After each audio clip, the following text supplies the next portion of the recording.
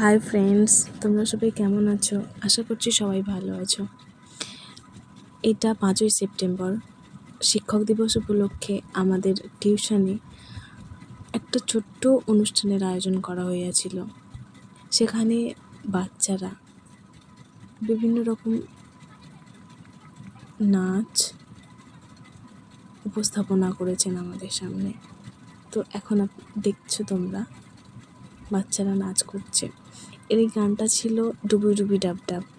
তো কোনো প্রিপারেশান ছিল না আগে থেকে, কোনো ডিসাইডও ছিল না যে আমরা এমন কিছু একটা প্রোগ্রাম করব, কারণ আমার পার্সোনাল কিছু প্রবলেম ছিল, তার জন্য ভেবেছিলাম সেলিব্রেট হবে না।